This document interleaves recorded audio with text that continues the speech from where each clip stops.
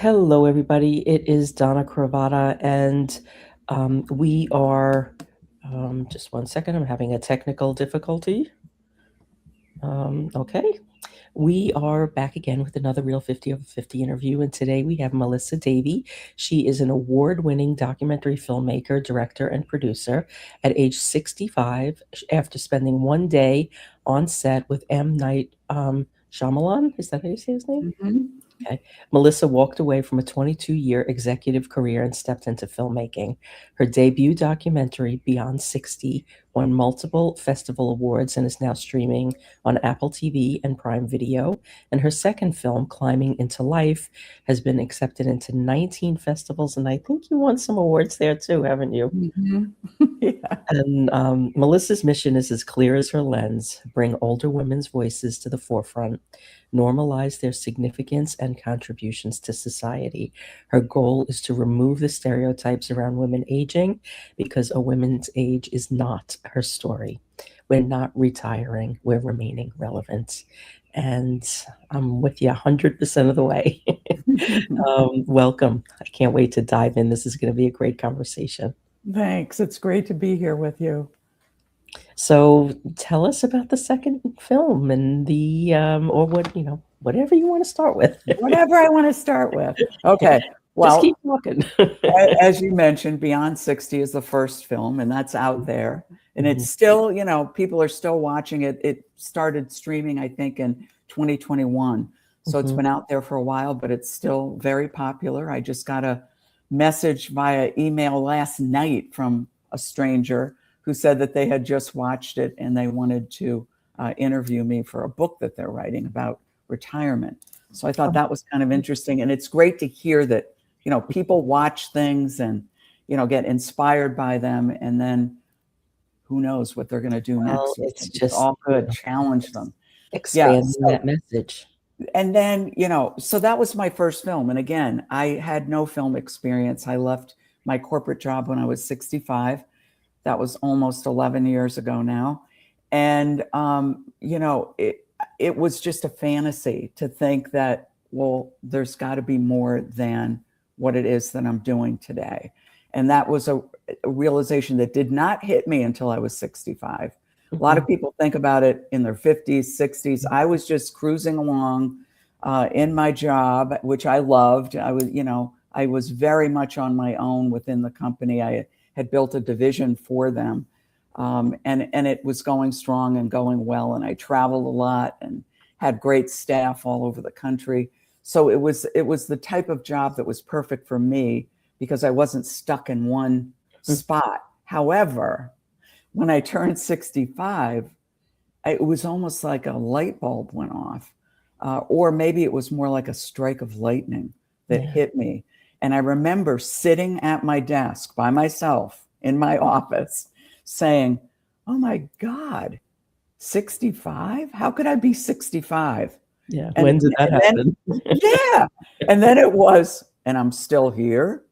And what's next? Because the company that I was in was not ageist at all. As a matter of fact, here I am almost 76. There are still people there today that are in their 70s and some that are close to 80. So that wasn't, an impetus to leave at all.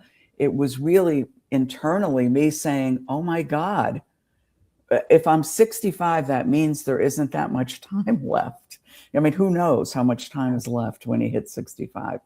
And then it was this whole, well, am I going to just stay here and die at my desk?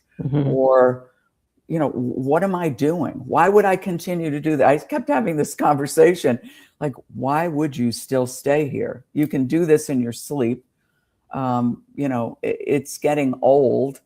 You're getting old. What are you going to do? So I got out the old piece of paper and pen and started making lists of all the fantasies I've had since I was a child. And, and then saying, well, why didn't I do any of them? Why didn't I do that? Oh, the typical answer in my head was, well, you didn't have training in that, or, what would people think? Isn't that a little odd for an older person to be doing?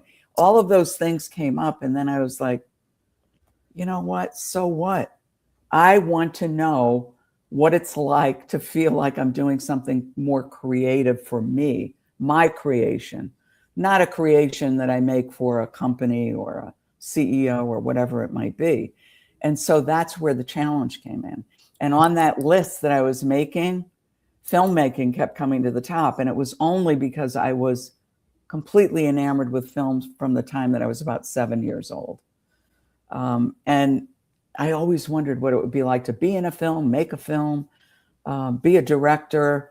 I used to take out books about films to read about them, but I never, ever considered becoming a filmmaker. Because it was not practical, you know? No. And a lot of it was, well, what will you'll be a people starving think? artist. Yeah, exactly. Well, and that's true. There's some truth to that. Yeah.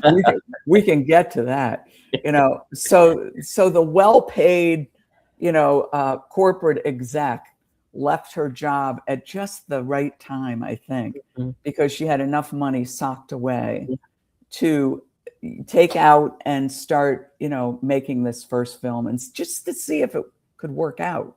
And that was my goal. Could it possibly work? And it did. But there is, you mentioned M. Night Shyamalan, who's a famous director at the beginning of your intro. And that's an important part of the story. After I made the list, and again, on that list were things like start a podcast, write a book, play a saxophone. I don't read music. And then the filmmaking piece. So I have the list and I'm at work. And one day I went down to DC to a congressional meeting that I went to regularly because some of the work that I did was related to the Social Security Disability Insurance Program. And I was down there and it was kind of like Groundhog Day. Every meeting I went to every year was the same. Typical Congress. Yeah. We didn't move forward too quickly in those meetings. And I presented. You do that in your 65 years. Exactly. And I had to give my testimony early in the day, very early in the morning. And normally I would have stayed all day, but I was so bored with the outcome of the meeting after I spoke that I thought, you know, I'm just going to go back home. So I left there in the morning, came back home, did not go to work, ended up with a friend in her car. Unusual for me to do this, but I just did it. And we picked up her daughter from school and drove her up to a horse barn in Chester County, Pennsylvania, where she worked after school. And as we were driving up, my friend said, you know, I come up here every day and I think they're making a movie over there. Take a look. And I looked, and sure enough, it looked like a movie set, really spooky setting, old dilapidated farmhouse, craggly old trees, camera people running around. So we dropped off Grace, came back down and sat there. And I started talking to her about, you know, this is so weird because I was just making this list and film is at the top. And I bet I know who it is. And she said, well, how could you know? And I said, look at this place. And M. Night Shyamalan lives near me. And he made many of his earlier films in the greater Philadelphia area. So I thought, well, it looks like a place where he would be. So I brought out my iPhone and punched in his name, and up came his website. And up came a picture on his website of exactly where we were sitting with these craggly trees down a creepy looking driveway to a creepy looking farmhouse. And it said, M. Night Shyamalan making a micro budget film in Chester County, Pennsylvania. So we both sat there saying, well, yeah, it's him. And I got a little excited, and there was this little red button, said Charity Buzz on the phone on his website. So I hit it because I'm kind of curious, and up popped his face, and it said, win a day on the set with M. Night Shyamalan. And all of the proceeds will go to his International Education Foundation, which we sat there reading about, and it was really cool information. So I thought, well, gee, this is kind of a sign. And my friend's like, well, you have to do this. You know, you need to start betting right now. So I did. I started betting right there. And for the next 2 weeks, I was betting against this dentist in New Jersey. Every time I bid, he bid. And we just kept doing it. And I was starting to get a little nervous because my savings account was being attacked. And I remember going home to John saying, hey, by the way, this is what I've been doing, just so you know. And he's like, well, hey, if that's how you want to spend your money, good for you. That sounds like it would be fun. Mm-hmm. Short story, I win the day on the set. Yay! And I remember that feeling of, oh my gosh, this is how it works. You take these little detours, you see something that might change your life, you hit a button, and it actually happens. Let me just interject here for a second. Yeah. You didn't just hit the button, okay? You hit that button again and again, and there was risk. The risk increased, and again, and it increased, and again, and it increased. I love it. It did increase, but I didn't care because I thought, okay, this is a major sign that I need to do the next step. So after signing all the NDAs and all the things that you do, I was with him for 8 to 10 hours. I can't even remember exactly. And it was when he was filming his film, The Visit, which is a really creepy film. And I was with him the day he was filming the train station scenes at the 30th Street station, Amtrak station in Philadelphia. So we were there all day with the crew. I thought he was going to sit me in a chair and I would get to watch. He had me behind the camera with him, asking me what I thought about shots, explaining what he was doing, letting me spend time with the crew and ask. I was like a kid in a candy store. I couldn't believe how excited you can get when you're this age. You know, it was like, wow. And we sat down at lunch. We took a break and he said, what is it that you do for work? Because he was only been a filmmaker his entire life. And I explained this corporate executive disability work insurance company thing. And he kind of glazed over and looked at me and he goes, oh, what do you really want to do? And I said, oh, that's easy. I want your job. And he looked me in the eye and he jokingly said, well, you better hurry up. And so he obviously knew I was almost old enough to be his mother at that point. And when he said it, though, he was kidding. It hit me physically. I felt it in my gut that, whoa, this director just said to me, well, you better hurry up. Film was at the top of this crazy list that I just made. I think I better do this. So finished the day, which was phenomenal. Went home that night, got home very late, and my husband was waiting because he knew how excited I was. And he's like, so how was it? And I was like, oh my God, it was incredible. And you need to know, I'm going to quit my job and I'm going to make a film. And so, you know, and he knows the crazy in me. So he kind of just nodded and said, okay, all right, great. What does that mean?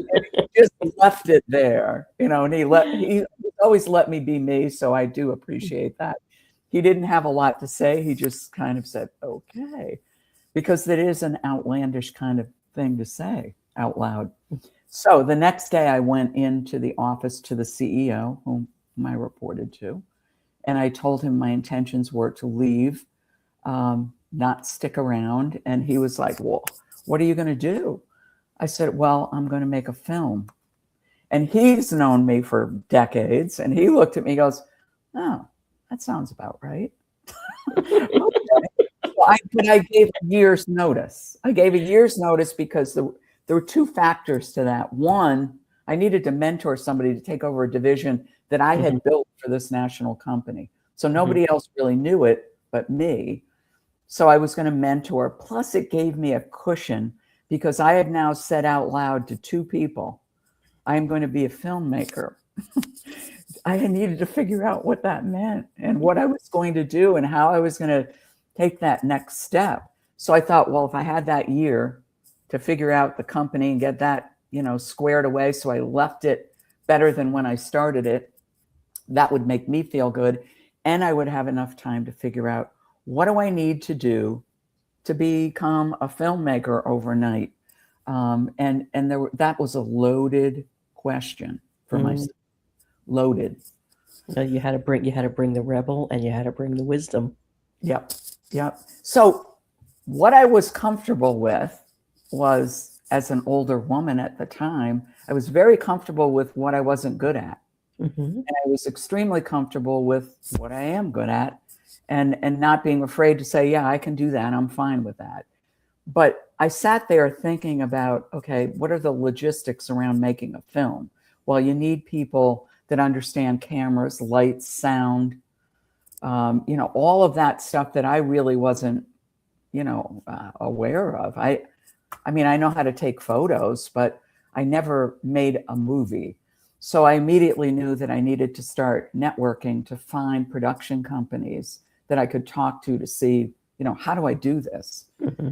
And that landed me in Philadelphia with a production company that I thought was going to maybe introduce me to somebody, but they liked the idea so much. And my idea was, we'll talk about that in a minute. They liked it so much, they said, well, why don't you just bring us on and we'll do this with you? So Mm-hmm. they became the camera, the lights, the sound. And we worked together for almost 3 years before this went out to the public.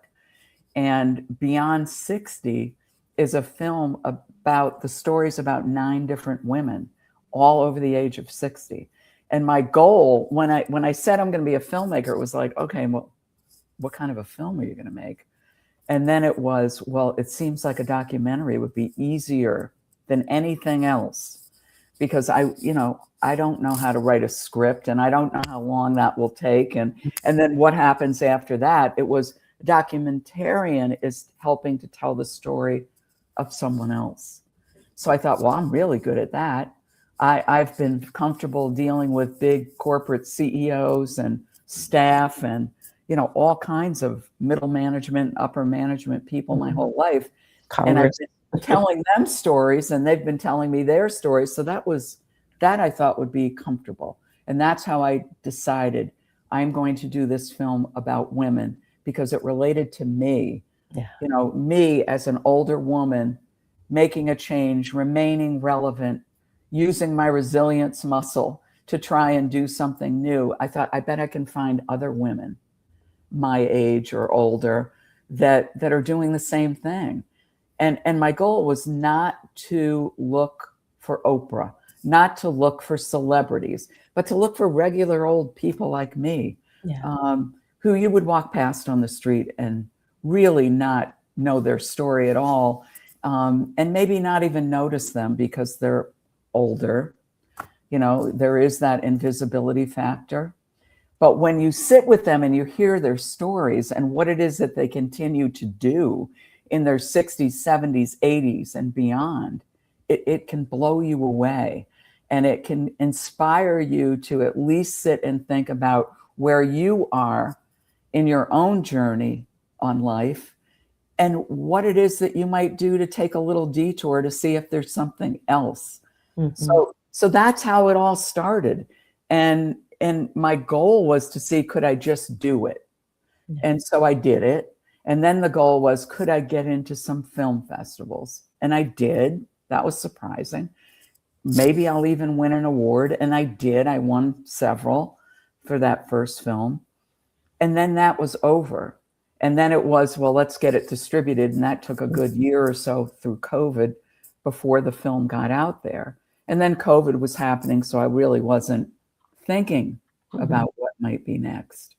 I was spending a lot of time watching movies, and I was spending a lot of time scrolling through Facebook and just seeing what everybody was doing while they were, locked inside their homes.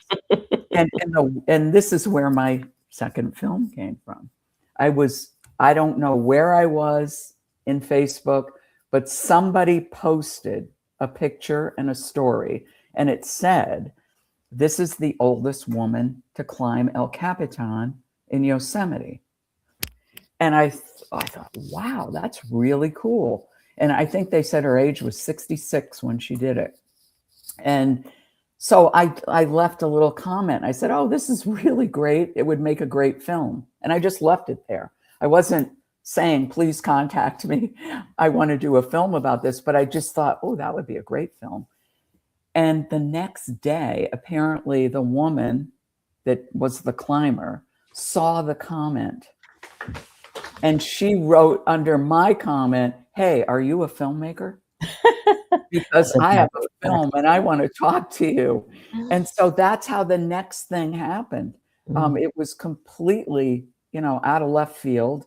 We spent the next 3 months on Zoom, getting to know one another, me hearing her story, and confirming that it was really a good story. Us deciding whether or not we could work together, which we decided eventually that we could.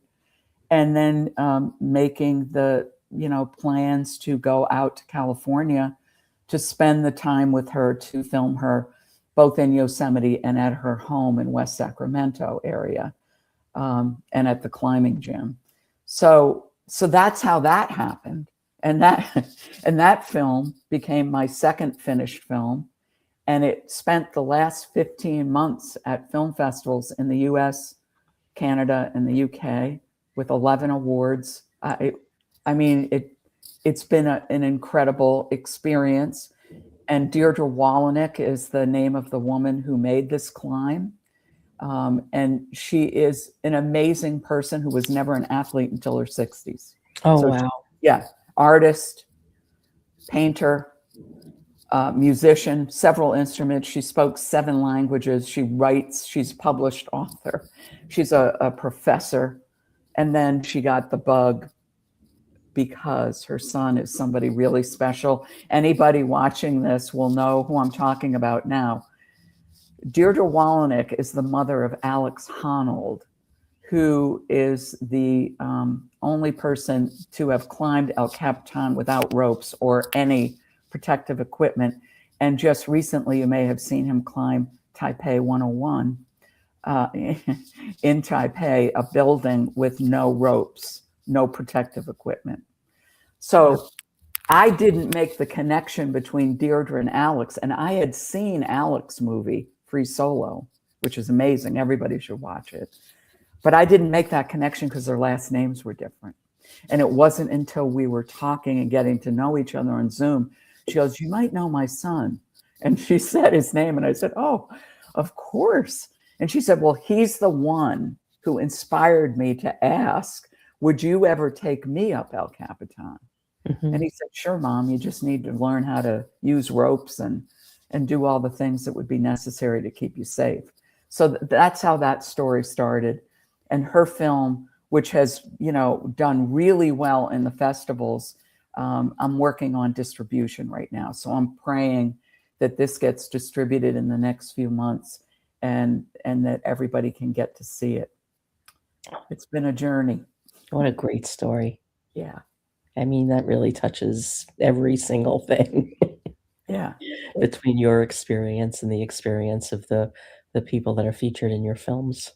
Yeah, it's been amazing. And it's just so, I don't know, it's so life affirming. And so it keeps me feeling younger than I'm almost 76, but it keeps me feeling a lot younger than that. I mean, age is so weird and it really is just a number. But if you're busy doing something that you love, especially if it's creative and it's your creative juice that's plugging away each day. And it's what you choose. Yes. It's energizing. Yeah. You're not doing it for someone else. You're doing it for yourself. And in the process of doing that, you're inspiring other people. And that is like so affirming. It's just amazing when I get messages from people saying, I just saw one of your films, or I just saw this at the festival and you inspired me to do X, or so-and-so in the film inspired me to do this. And, getting those messages from people is just amazing. And it just goes to show you that most people, and even men, I do films about women, but there are many, many men watch them and are inspired in the same way and will respond in the same way, saying it inspired them to do something new. And they all talk about doing something for themselves and not for the corporate, structure, or not for the job that they were in. Not that they didn't like their job, but they soon saw it as a stepping off point to something that would be completely their own. And that's how I feel about this. Is I loved my job, but I was doing it for the staff and the company, and all of the companies that we represented, and that's all great and good, but it wasn't took it as far as you could take it. Yeah, Nothing was going to change. If you did that for another 10 years, it was just going to be more of the same. Yeah. And there was a part of you inside, a 7-year-old part of you inside, that was not having any part of that. Yeah. And it's really interesting. If we allow ourselves the time to sit quietly and think about who we are, what train we seem to be on, and when is it time to get off that train? I always felt like I was on a speeding train, keeping everything, the engine going. And it was, before you knew it, I was 65. And if you stopped, everything's going to come crashing and knock you down, right? Yeah, that's what it felt like. That's what it felt like. So it was kind of realizing that I had the ability to sit quietly and think about my life and what it was that I wanted. And that didn't mean that I didn't like my job or I was abandoning the company or the people that worked for me. It's time for you to do something else just for you, and figure out what that might be. That whole cycle was complete for you. Mm-hmm. So there was nothing more that it was going to mean. Right. And like what I have learned from doing all of these interviews is, that doesn't really hit right. Like if this would have hit you when you were 42 years old, you wouldn't have left your job. No. It would have been. I don't think I would think I could have done it. No, you would have just chuckled and thought, okay, that's nice. Yeah.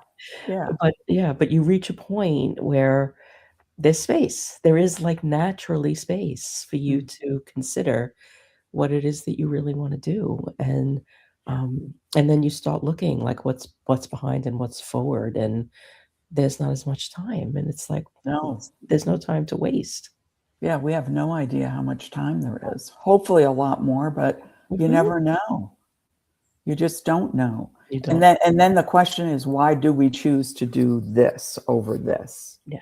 And sometimes it makes sense why we do it. A lot of times it's financial or for whatever reason. And that can make sense. But the question is there more? And is there more that I could be doing to be more self-satisfied? And feeling like I'm leaving a bit of a legacy as well. I would not have felt that way with a corporate job. No. And even the way you left it complete. Like you took the time again to, you could have left after 2 weeks or a month, but you knew whatever you created would fall apart without you properly transitioning. So you actually left it in this complete ecosystem. Yeah. And was able to step out of that and do something new, like totally unencumbered, because there was nothing left there for you. Yeah. I felt good when I left. I felt like everything was in order. Left it with the most wonderful young woman who took my job. She is amazing. She's better at it than I was. So, I never, ever once looked back and said, oh gosh, are they going to see this or this mistake or, whatever, or did I leave it in a bad way? No, it was left in a great way. And that felt terrific because I didn't have to think about it anymore. Yeah. It's just gone. Yeah. Fond memories, but. And then how many different opportunities that like you didn't even know existed. You didn't even, like it never even crossed your mind, have happened in the last 10 years. Yes. I mean, it's just amazing when you think about it. And, and from making these 2 movies, I've now been approached by 2 different people, a person and an organization, saying, will you do a movie with me, for one, and will you do a movie for us? So one of my friends is a podcaster. He has a podcast, a retirement-related podcast that I've been on a couple of times. And he's watched my films and and loves them both, and has told me that he always dreamed about making a documentary. And I said, well, just do it then. And so he did. And last October, he invited us out to California, where he started filming. And he's going to have this wonderful documentary. And I'm sort of his mentor, which is kind of funny because this is newish to me. The last, so I'm, you know, so he's learning the ropes from me, and it's been a great experience. And he's going to have a wonderful film. And then the Women's Center of Montgomery County, which is a county close by me, contacted me recently because they're having their 50th year celebration anniversary. And they said, you know, we would love a little film about our beginnings and where we are. So I met with them, and I thought, well, I'm going to just make this little trailer, and that will be great for them. But the more I heard about their story and how uniquely they've set themselves up within the community for 50 years and pivoted 100 different times to provide services that are unmatched in other locations, I said, you know, you have a film here. You have a complete film, not just to celebrate your anniversary, but to put out to the public to show them how important it is to have discussions around domestic violence, what kind of a program you've developed, and maybe other places might see this as a, you know, program that they could mimic. So I started that impact piece. Yeah, this month. So we're on our 3rd day of shooting tomorrow.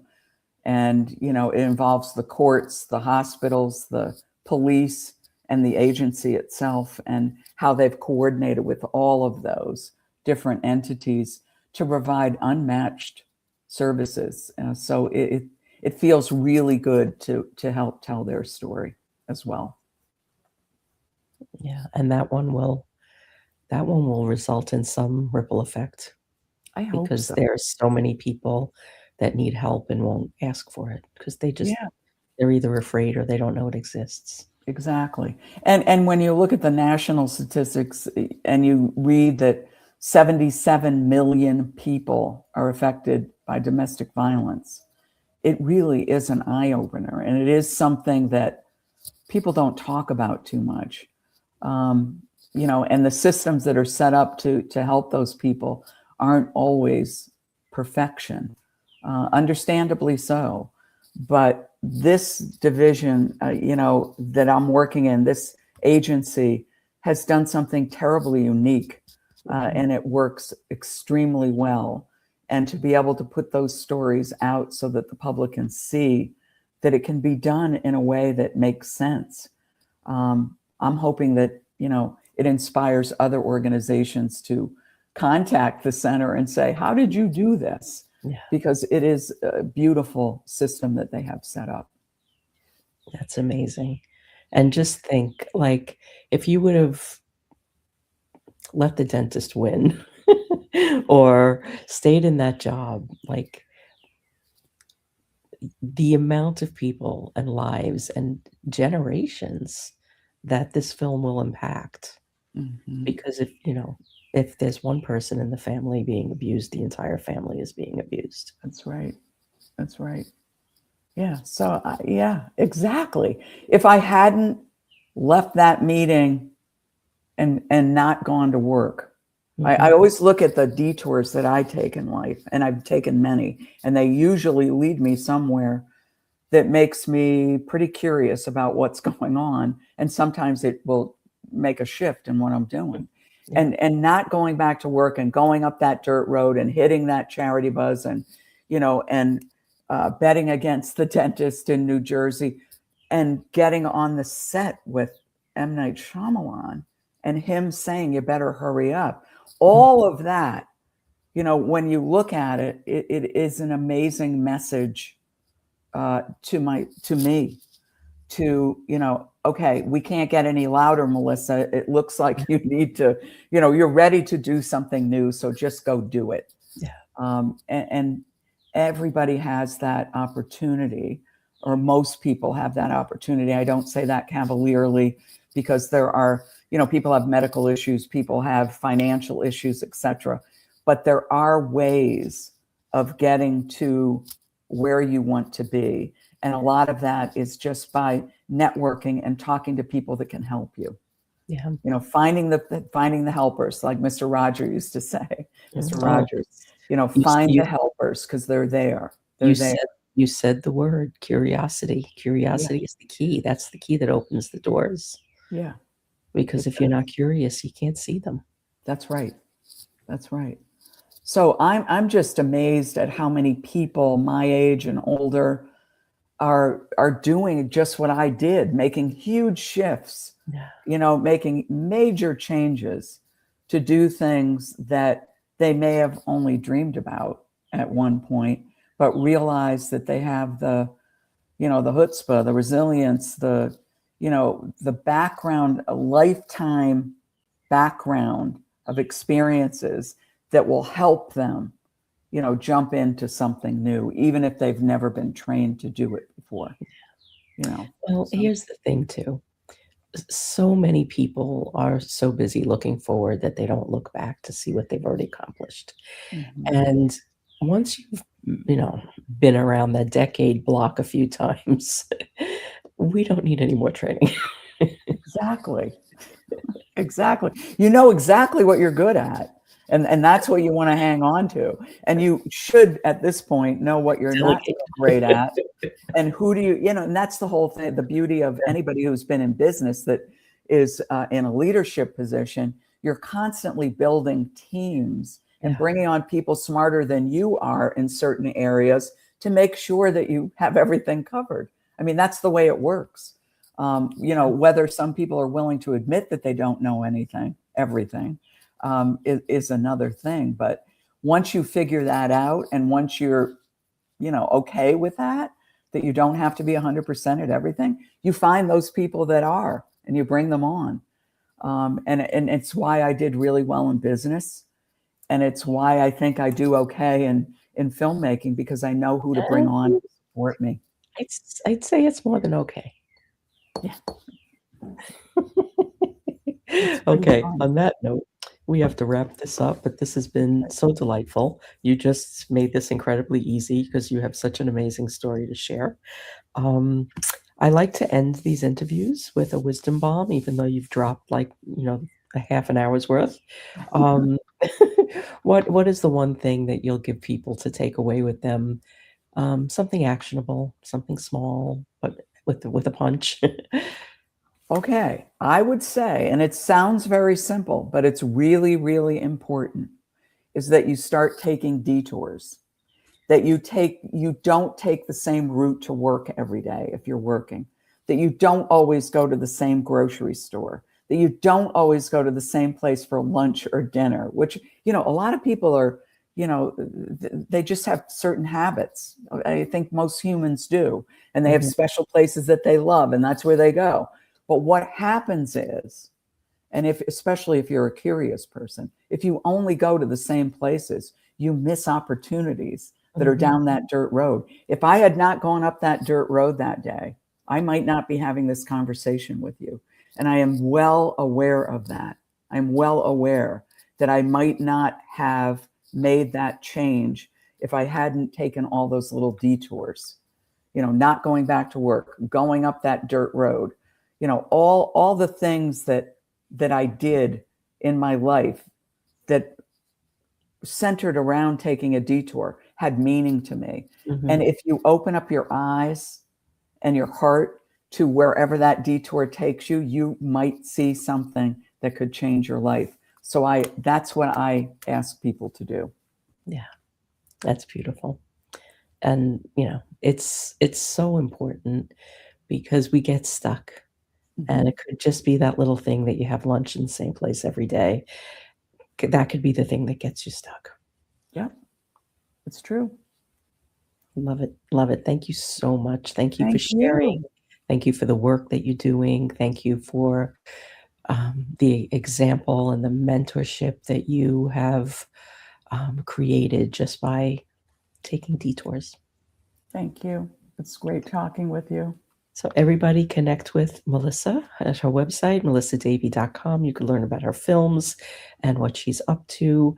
Beyond 60 is incredible. It's available to stream on Apple and Prime. And I'm sure that your new film will be available soon for streaming as well, because I don't see you settling for anything less. I hope so. Okay, thank you, and have a great Wednesday, everybody. We will be back next week with more, and we've got tons of wonderful women over 50, over 60, over 70 that are doing amazing things. So keep coming back. Have a great day, everybody.